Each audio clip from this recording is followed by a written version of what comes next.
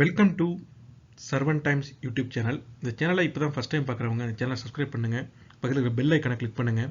அப்போ தான் நான் அப்லோட் பண்ணுற வீடியோ உங்களுக்கு ஃபியூச்சரில் நோட்டிஃபிகேஷனாக வரும். இன்றைக்கி நம்ம பார்க்க போகிற டாபிக் வந்து பார்த்தீங்கன்னா residual current circuit breaker RCCB. வாங்க இப்போ நம்ம வீடியோக்குள்ளே போகலாம்.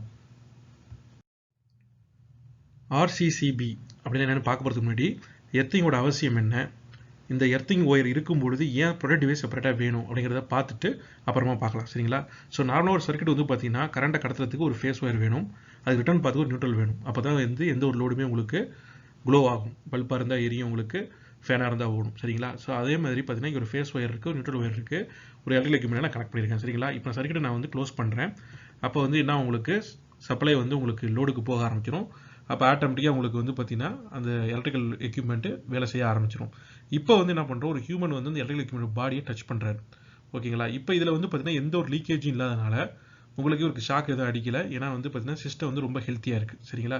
ஸோ இந்த மாதிரி கண்டிஷனில் பிரச்சனை கிடையாது, சரிங்களா? சப்போஸ் இது மாதிரி ஒரு எலக்ட்ரிக்கல் எக்யூப்மெண்ட்டில் அதேமாரி நான் திரும்ப க்ளோஸ் பண்ணுறேன். அப்போ வந்து ஒரு எலக்ட்ரிக்கல் லீக்கேஜ் ஆகுது.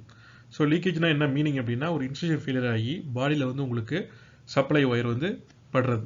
அப்படி படும்போது என்ன, உங்களுக்கு பாடியில் உங்களுக்கு கரண்ட் ஃப்ளோ ஆக ஆரம்பிச்சிடும். இப்போ வந்து ஹியூமன் வந்து இதை டச் பண்ணுறாருன்னா என்ன, உங்களுக்கு அவருக்கு ஒரு ஷாக்கு கண்டிப்பாக நடக்கும். ஸோ அப்போ இந்த ஷாக் வந்து பார்த்தீங்கன்னா அவரால் விஷயம் பண்ண முடியாது. அப்போ வந்து ஆட்டோமேட்டிக்காக உயிரிழப்பு ஏற்படுறதுக்கு வாய்ப்புகள் அதிகமாக இருக்குது, சரிங்களா? ஏன் அவருக்கு வந்து ஷாக் அடிக்குதுங்கன்னா, நம்மளோட பாடி ரெசிஸ்டன்ஸ் வந்து பார்த்தீங்கன்னா 500 ஓம் தான். அதேமாதிரி அவரோட பாடியில் வந்து 70% ஃபுல்லாக வாட்டர் இருக்குது. அப்போ ஆட்டோமேட்டிக்காக கரண்ட் என்ன, உங்களுக்கு அவரோட உடம்பை நோக்கி பாஸ் ஆக ஆரம்பிச்சிடும், சரிங்களா? பாஸ் ஆகிட்டு எர்த்தை நோக்கி அது போயிட்டுருக்கும். அப்போ அது மூலமாக அவருக்கு என்ன ஆகுது, உங்களுக்கு ஷாக்கு நடக்குது, சரிங்களா? இப்போ இதை நம்ம ப்ரொடக்ட் பண்ணணும் அப்படின்னா கண்டிப்பாக என்ன பண்ணி ஆகணும், ஒரு எர்த் ஒயரை கண்டிப்பாக இன்ஸ்டால் பண்ணி ஆகணும். அந்த எர்த் ஒயரோட ரெசிஸ்டன்ஸ் வந்து பார்த்தீங்கன்னா மினிமம் 5 ஓம் இருக்கணும், அதுதான் வந்து ஸ்டாண்டர்ட், சரிங்களா? இப்போ அதேமாதிரி ஃபேஸ் ஒயரை க்ளோஸ் பண்ணுறோம். அதுமாதிரி கரண்ட் சர்க்யூட்டில் கரண்ட் பாஸ் ஆகிட்டு இருக்கு. ஸோ இப்போ என்ன நடக்குது, உங்களுக்கு அதேமாதிரி இன்சுலேஷன் ஃபெயிலியர் ஆகி ஸோ உங்களுக்கு பாடியில் வந்து உங்களுக்கு கரண்ட் சப்ளை வந்துக்கிட்டே இருக்குது. இப்போ என்ன, உங்களுக்கு வந்து பார்த்தீங்கன்னா ஒரு பார்ட் ஆஃப் தி கரண்ட் வந்து பார்த்தீங்கன்னா உங்களுக்கு வந்து எர்த் வழியாக போயிட்டுருக்கும். ஸோ ரிமைனிங் ஸ்மால் பார்ட் வந்து பார்த்தீங்கன்னா உங்களுக்கு வந்து ஹியூமன் வழியாக போயிட்டுருக்கும். ஏன் போகுது அப்படின்னா, ஹியூமன் வந்து 500 ஓம் ரெசிஸ்டன்ஸு, பட் எர்த் ரெசிஸ்டன்ஸ் பார்த்தீங்கன்னா அதோட லோவாக இருக்கிறதுனால அதிகமான கரண்ட் வந்து பார்த்தீங்கன்னா இந்த எர்த் வழியாக தான் போகும். அப்போ வந்து ஹியூமனுக்கு ஷாக் அடித்தாலும் ஆனால் அவர் பிரெயினால் ரெக்கக்னைஸ் பண்ண முடியும். அப்போ டக்குன்னு அவர் கை எடுத்துருவார். ஸோ இப்படி தான் வந்து எர்த் வயராங்கிறது நமக்கு வந்து பார்த்தீங்கன்னா ஹியூமன் லைஃப்பில் சேவ் பண்ணுறதுக்கு இது யூஸ் ஆகுது, சரிங்களா?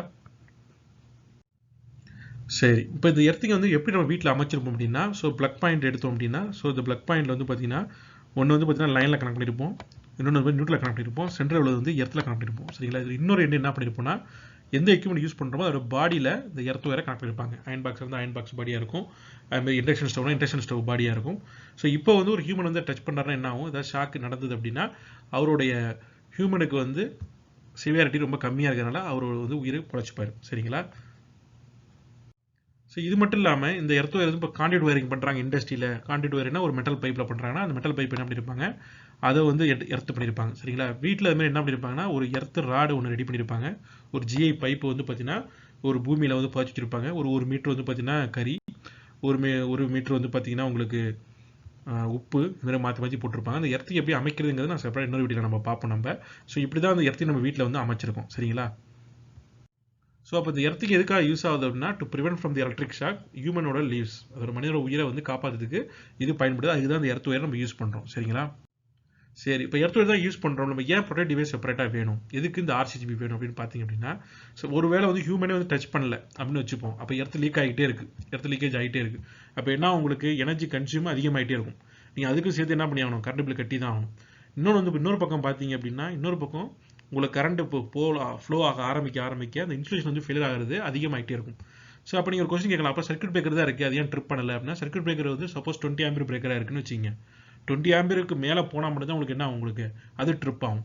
ஸோ இது வந்து பார்த்தீங்கன்னா ஒரு 1 ஆம்பியர் 2 ஆம்பியர் போச்சு அப்படின்னு வச்சுங்க, அது என்ன ஆகாது, ட்ரிப் ஆகாது, ஓகேங்களா? ஒரு 20 ஆம்பியர் பிரேக்கர் இருக்குது, லோடு 5 ஆம்பியர் இருக்குது, லீக்கேஜ் கரண்ட் ஒரு 2 ஆம்பியர்னு வச்சுங்க, அது என்ன ஆகாது, உங்களுக்கு ட்ரிப் ஆகாது. ஸோ அதை வந்து ப்ரொடக்ட் பண்ணுறதுக்காக தான் இந்த ப்ரொடக்ட் டிவைஸ்களை செப்பரேட்டாக என்ன பண்ணுறாங்க, யூஸ் பண்ணுறாங்க.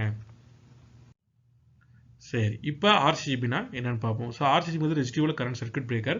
ஸோ இதுக்கு முன்னாடி வந்து பார்த்தீங்கன்னா ELCBன்னு ஒரு பிரேக்கர் இருந்தது, அதாவது எர்த் லீக்கேஜ் சர்க்யூட் பிரேக்கர் அப்படிங்கிறது. அது நிறைய ட்ராபேக் இருக்கிறதுனால இப்போ கரண்டாக யூஸ் பண்ணுறது பார்த்தீங்கன்னா RCCB தான் யூஸ் பண்ணுறாங்க. இது வந்து பார்த்தீங்கன்னா ரேட்டிங் வந்து 2 விதமாக குறிப்பிடுவாங்க. ஒன்று வந்து நாமினல் கரண்ட் வேல்யூ அப்படிங்கிறது அமௌண்ட் ஆஃப் கரண்ட் சர்க்யூட்டில் எவ்வளோ போகும் அப்படின்றது தான் இந்த நாமினல் கரண்ட்ங்கிறது சர்க்யூட் பிரேக்கர் மாதிரியே. ஆனால் இந்த கரண்ட்னால இது ட்ரிப் ஆகாது, அதுக்கு ட்ரிப்பிங் கரண்ட் வந்து செப்பரேட். ஸோ அந்த ட்ரிப்பிங் கரண்ட் என்ன சொல்கிறாங்கன்னா ரெசிடுவல் கரண்ட் சொல்கிறாங்க. ரெசிடுவல் கரண்ட் வந்து பார்த்தீங்கன்னா மார்க்கெட்டில் வந்து 30 milli ampere, 100 milli ampere, 300 milli ampere கிடைக்குது. ஸோ அது ஏன் ரெசிடுவல் கரண்ட்னா என்ன அப்படின்னு கேட்டிங்கன்னா, ஒரு சர்க்யூட்டில் வந்து லோடு கன்சியூம் பண்ணுறது போக மீதி லீக்கேஜ் ஆகிற கரண்ட் ஃபுல்லாக என்ன சொல்கிறோம், ரெசிடுவல் கரண்ட்னு சொல்கிறோம். ஸோ அது ஏன் 30 மில்லி ஆம்பியர்னு சொல்கிறோம்னா, ஒரு ஹியூமன் வந்து பார்த்தீங்கன்னா 30 மில்லி ஆம்பியர் தான் கரண்ட் டிஸ்சார்ஜ் பண்ண முடியும். அதுக்கு மேலே பார்த்தீங்கன்னா அந்த பாடி எரிஞ்சிடும். அதனால தான் 30 மில்லி ஆம்பியர்ஸ் ஸ்டாண்டர்டாக யூஸ் பண்ணுறாங்க. ஸோ இதில் வந்து பார்த்தீங்கன்னா ஒரு கோர் டிரான்ஸ்ஃபார்மர் இருக்குது. ஸோ இந்த கோர் டிரான்ஸ்ஃபார்மர் வழியாக face wire, neutral wire connect பண்ணியிருப்பாங்க. அப்போ இதில் ரெண்டுலேயும் போகக்கூடிய கரண்ட்டை வந்து பார்த்தீங்கன்னா இது மானிட்டர் பண்ணிட்டே இருக்கும். ஸோ இது வந்து பார்த்தீங்கன்னா கிர்ச்சாஃப் கரண்ட் லா பிரின்சிபல் இப்படி தான் ஒர்க் ஆகுது. ஸோ இந்த கிர்ச்சாஃப் கரண்ட் லா பிரின்சிபல் என்ன சொல்லுதுன்னா, sum of incoming current is equal to outgoing current அப்படின்னு சொல்லுது. அது என்ன அப்படிங்கிறத நம்ம பார்ப்போம். ஸோ இப்போ மேலே இருக்கிற சர்க்யூட்டில் பார்த்தீங்கன்னா ஒரு எலக்ட்ரிக்கல் லோடில் 5 ஆம்பியர் கரண்ட் போகுது. அது கன்சியூம் பண்ணிட்டு ரிட்டர்ன் பாத்தில் 5 ஆம்பியர் அனுப்புது. ஸோ இதில் வந்து கிர்ச்சாஃப் லா என்ன சொல்லுதுன்னா, இந்த இன்கமிங் கரண்ட் வந்து பாசிட்டிவ் கரண்ட்டுங்குது. லோடை நோக்கி போகிற கரண்ட்டு பாசிட்டிவ் கரண்ட், லோடை விட்டு வெளியே போகிற கரண்ட் வந்து பார்த்தீங்கன்னா நெகட்டிவ் கரண்ட் அப்படிங்குது. ஸோ இதில் வந்து பார்த்தீங்கன்னா லோடை நோக்கி போகிறது +5 ஆம்பியர். ஸோ அதான் இங்கே எழுதியிருக்கேன் +5 ஆம்பியர். ஸோ இது வந்து லோடை விட்டு வெளியேறதுனால இது -5 ஆம்பியர். அப்போ +5 ஆம்பியர் -5 ஆம்பியர்னா 0 ஆம்பியர். ஸோ இந்த சர்க்யூட்டில் உங்களுக்கு 0 ஆம்பியர் கிடைக்கிறதுனால இந்த சர்க்யூட் வந்து குட் கண்டிஷனில் இருக்குது. இதில் லீக்கேஜ் கரண்ட் எதுவும் போகலை அப்படின்னு அர்த்தம். சப்போஸ் அனதர் கேஸ் வந்து பார்த்தீங்கன்னா, இப்போ நெக்ஸ்ட் சர்க்யூட் வந்து பார்த்தீங்கன்னா ஒரு லீக்கேஜ் இருக்குது. ஸோ இப்போ லீக்கேஜ் கரண்ட் என்ன ஆகுது, லோடுக்கு கரண்ட் போது 4 ஆம்பியர் கன்சியூம் ஆகுது. ஸோ 1 ஆம்பியர் வந்து பார்த்தீங்கன்னா லீக் ஆகுது, ஏன்னா பாடியில் வந்து டச் ஆகுது. அப்போ வந்து பார்த்தீங்கன்னா 4 ஆம்பியர் மட்டும் தான் ரிட்டர்ன் பாத்தில் போகுது. சரிங்களா? அப்போ இதுக்கு கிர்ச்சாஃப் லா அப்ளை பண்ணோம் அப்படின்னா, ஸோ இன்கமிங் கரண்ட் வந்து +5 ampere, so out going current வந்து -4 ஆம்பியர். அப்போ வந்து எவ்வளோ ஆகுது உங்களுக்கு, 1 ஆம்பியர் ஆகுது.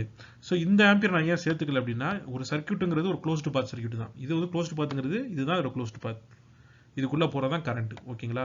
ஸோ இது வந்து வேற பாத். ஓகேங்களா? இப்படி தான் வந்து இந்த கிர்ச்சாஃப் கரண்ட்டாவை அப்ளை பண்ணி பார்க்கணும். ஸோ இதை சென்ஸ் பண்ணி தான் உங்களுக்கு என்ன ஆகுதுன்னா இந்த RCCBங்கிறது ஒர்க் ஆகுது. வாங்க ஒரு கன்ஸ்ட்ரக்ஷன் என்னங்கிறத பார்ப்போம்.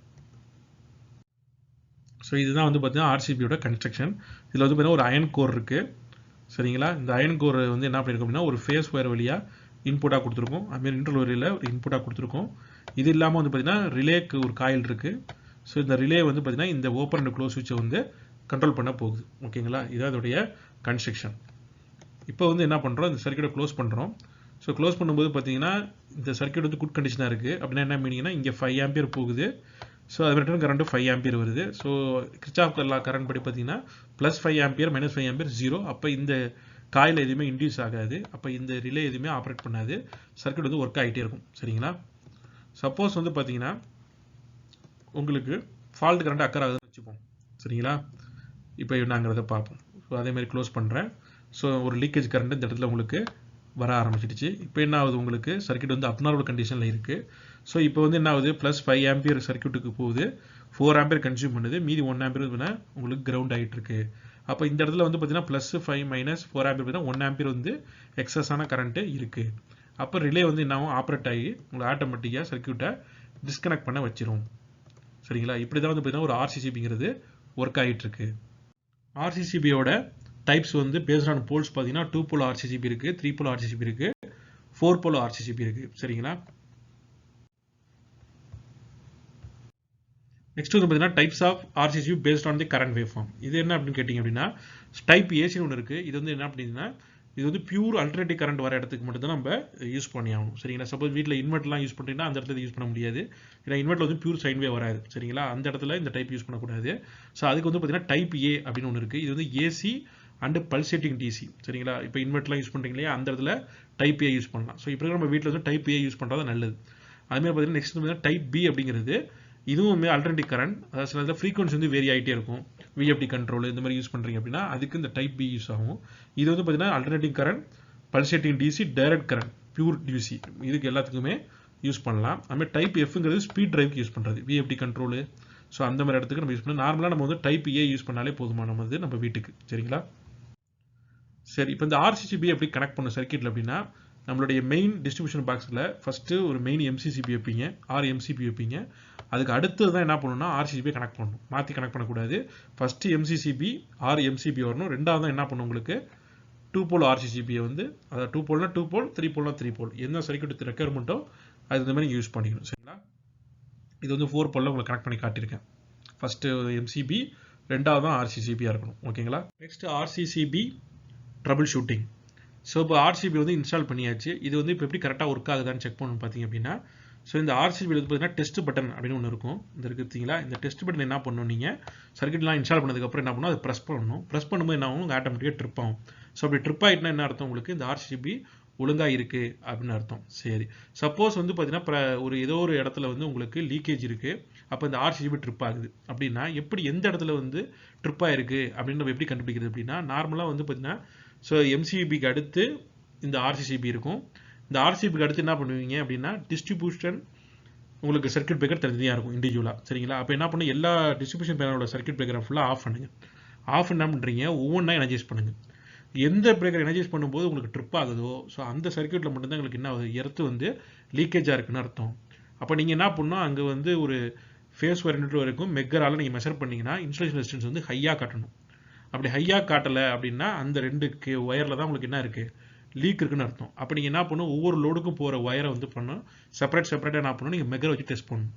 அப்போ எந்த பர்டிகுலர் லோடில் வந்து இன்சுலேஷன் ரொம்ப வீக்காக இருக்கோ அதுலேருந்து வர ஒயர் தான் உங்களுக்கு என்ன இருக்குது, இன்சுலேஷன் வீக்காக இருக்குன்னு அர்த்தம். ஸோ இப்படி தான் நம்ம என்ன பண்ணணும், RCCBயை ட்ரபிள் ஷூட் பண்ணணும். ஓகேங்களா, இந்த வீடியோ உங்களுக்கு பிடிச்சிருந்தா லைக் பண்ணுங்கள். உங்களுக்கு ஏதாவது டவுட் இருந்தால் கமெண்ட் செக்ஷனில் கமெண்ட் பண்ணுங்கள். உங்களுடைய ஃப்ரெண்ட்ஸுக்கும் இந்த வீடியோவை ஷேர் பண்ணுங்கள். தேங்க்யூ ஃபார் வாட்சிங் this video. Thank you so much.